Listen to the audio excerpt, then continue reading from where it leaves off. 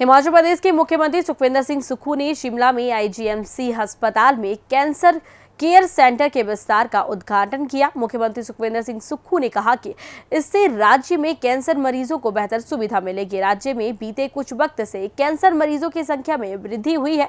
इस दौरान मुख्यमंत्री सुखविंदर सिंह सुक्खू ने पूर्व में रही भारतीय जनता पार्टी की सरकार पर भी निशाना साधा। मुख्यमंत्री ने भारतीय जनता पार्टी के राष्ट्रीय अध्यक्ष जगत प्रकाश नड्डा के उस बयान पर भी पलटवार किया जिसमें उन्होंने कहा था कि अगर केंद्र सरकार हिमाचल प्रदेश सरकार की मदद न करे तो यहाँ सरकार एक भी दिन नहीं चल सकती। मुख्यमंत्री ने कहा कि जगत प्रकाश नड्डा को ये पता होना चाहिए कि हिमाचल प्रदेश संघीय ढांचे का हिस्सा है। उन्होंने कहा कि केंद्र सरकार भी राज्यों से ही टैक्स की उगाही करता है और केंद्र सरकार हिमाचल प्रदेश को कोई खैरात नहीं दे रही, बल्कि ये हिमाचल प्रदेश का हक है। मुख्यमंत्री ने कांग्रेस छोड़ भारतीय जनता पार्टी में आए हर्ष महाजन पर भी निशाना साधा। उन्होंने राज्यसभा सांसद हर्ष महाजन का नाम लिए बिना कहा कि जगत प्रकाश नड्डा को ऐसे नेताओं की सलाह नहीं लेनी चाहिए जो कांग्रेस छोड़ भाजपा में गए हैं। उन्होंने कहा कि जगत प्रकाश नड्डा को इस तरह के नेताओं की सलाह से बचने की जरूरत है।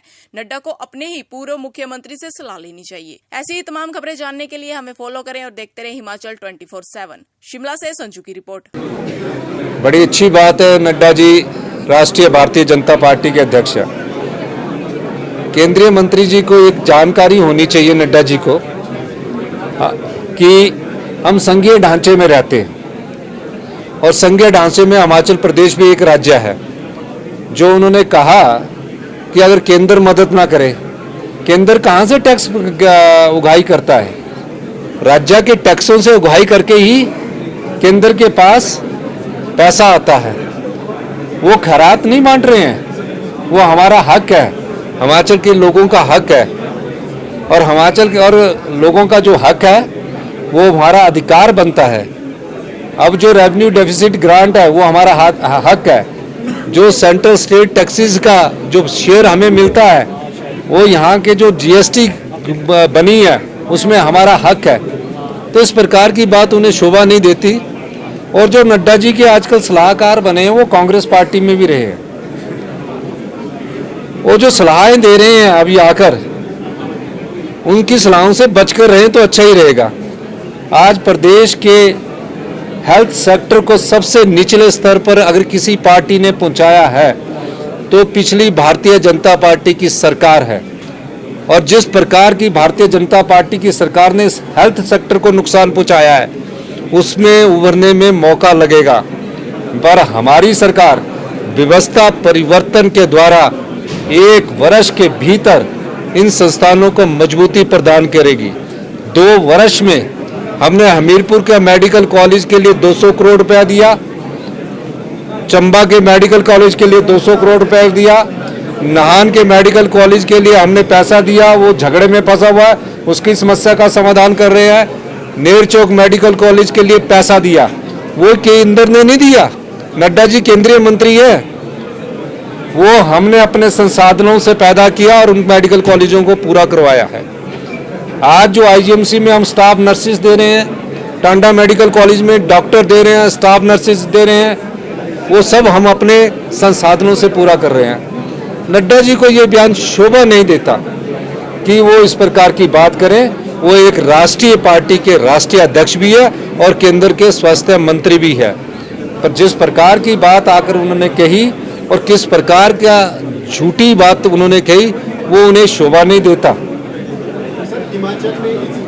और एक और मैं बात कहना चाहूंगा, नड्डा जी ने कहा कि यहाँ कोई नाम नया ढूंढ के लाए जो हमने भी नहीं सुना कि टॉयलेट टैक्स लगा है। 75 लाख की जनता, सबके पास घरों में टॉयलेट शीट्स है।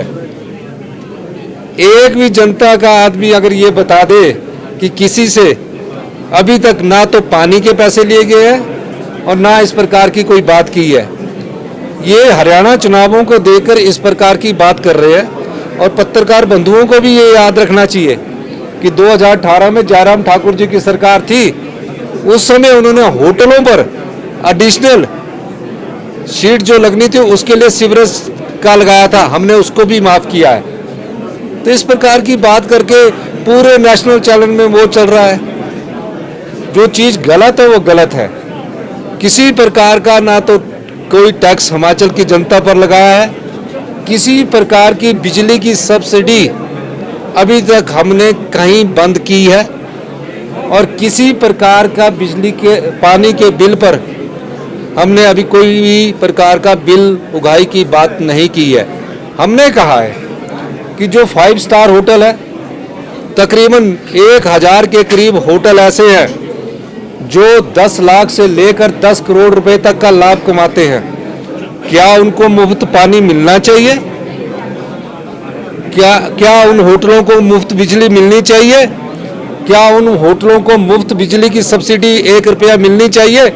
हमने उसको कम किया है। आम जनता पर अभी हिमाचल प्रदेश की अभी तक कोई पानी का बिल नहीं भेजा गया है और ना ही कोई बिजली के बिल में अभी कटौती की गई है। इस प्रकार की बात करके बिना पढ़े लिखे आके बोलना कि ये लग गया वो लग गया। मैं देख रहा हूँ जब से कांग्रेस पार्टी की दोबारा से 40 सीटें आई है, वो व्यक्तिगत तौर पर आक्षेप लगा रहे हैं। कभी ईडी के छापे नदौन में करवाते हैं, कभी कुछ आकर यहाँ करवाते हैं। इन प्रकार की राजनीति से बचना चाहिए। नड्डा जी केंद्र के मंत्री हैं, जो उनको सलाह देने वाले हैं वो अपने पूर्व मुख्यमंत्री से जरूर सलाह ले करें कि क्या उन्होंने किया है और हम उस व्यवस्था को सुधार रहे हैं। एग्जिट पोल में कांग्रेस की सरकार बनती हुई नजर आ रही है, कितना स्वस्थ हैं आप भी? मैं हरियाणा में चुनावों में गया था और हरियाणा चुनावों से ऐसा लगता है कि वहाँ भारतीय जनता पार्टी की 10 साल के शासन की नाराजगी है और वो नाराजगी कांग्रेस को सत्ता पक्ष में लाने के लिए काफ़ी है।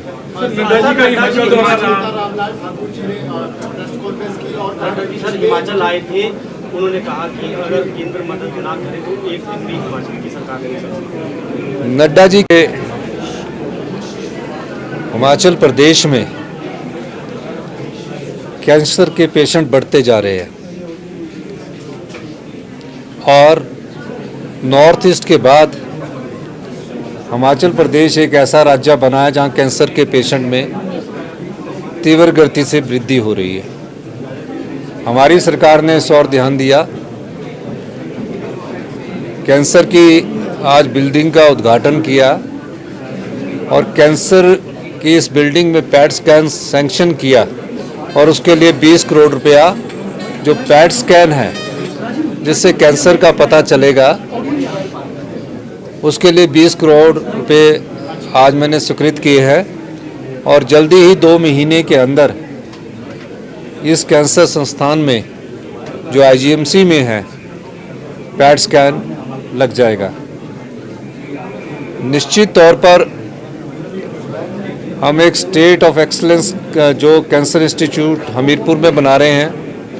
पहली बार राज्य स्तरीय स्टेट कमेटी का गठन किया गया है जिसमें नामी कैंसर डॉक्टर्स की नॉमिनेशंस की गई है और उनके साथ बैठक करके आगे कैसे इस बीमारी से निपटा जाए और किस प्रकार आधुनिक तकनीक का प्रयोग किया जाए, उस दृष्टि से भी हमारी सरकार कार्य कर रही है। हेल्थ सेक्टर में काफ़ी गिरावट आई है। पिछले काफ़ी समय से जो हमारा हेल्थ सेक्टर है वो काफ़ी निचले स्तर पर पहुंचा है। पिछली 5 साल की भारतीय जनता पार्टी की सरकार ने जिस तरह इस सेक्टर में कोई ज़्यादा रुचि नहीं दिखाई, जिसके कारण आज ये स्थितियां पैदा हुई है। हमारी सरकार इन स्थितियों से निपटने के लिए भरसक प्रयास कर रही है। इस दिशा में हमने 2 संस्थान जो है आईजीएमसी और टांडा मेडिकल कॉलेज जो हैं, वहाँ डॉक्टर और पेशेंट का रेशो, नर्स और पेशेंट का रेशो वर्ल्ड क्लास करने की बात कही है और उसके लिए हमने 400 पोस्टें स्टाफ नर्स की स्वीकृत की है और डॉक्टर की भी नियुक्ति हमारी सरकार करने जा रही है।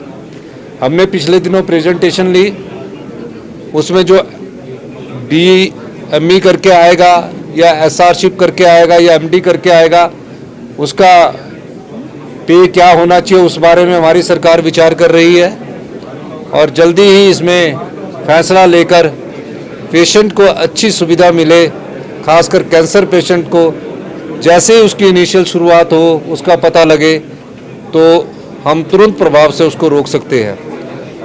कैंसर अब लाइलाज नहीं रहा है, कैंसर का इलाज होता है और पूरी तरह से ठीक व्यक्ति हो सकता है, पर सही समय पर अगर सही जांच हम करवाएंगे, डॉक्टर से परामर्श करेंगे तो निश्चित तौर पर सभी प्रकार के कैंसर को ठीक करने में हमारे हिमाचल प्रदेश के जो डॉक्टर हैं उनमें क्षमता भी है और हमारे डॉक्टर बड़ी बारीकी से अध्ययन करके काफ़ी कैंसर पेशेंट्स को ठीक कर चुके हैं और लेटेस्ट टेक्नोलॉजी से आज इस हॉस्पिटल को हम आज इसका लेटेस्ट टेक्नोलॉजी का हम यहाँ सदुपयोग करने जा रहे हैं। यही मैं आज इस कैंसर हॉस्पिटल के उद्घाटन के अवसर पर कहना चाहता हूँ। मैं कर्नल धनीराम शांडिल जी का भी व्यक्तिगत तौर से धन्यवाद करना चाहता हूँ। CPS संजय अवस्थी जी थे और हरीश जनाटा जी जो इससे पहले इस संस्थान का दौरा कर चुके हैं और मेडिकल कॉलेज के मामले में हमारा सबका इंटरेस्ट है और मेरा ये मानना है कि 1 साल के भीतर हम बेस्ट मेडिकल कॉलेज इन 2 को बनाएंगे और जो बाकी के 4 मेडिकल कॉलेज है उसमें भी बेस्ट इंफ्रास्ट्रक्चर देंगे।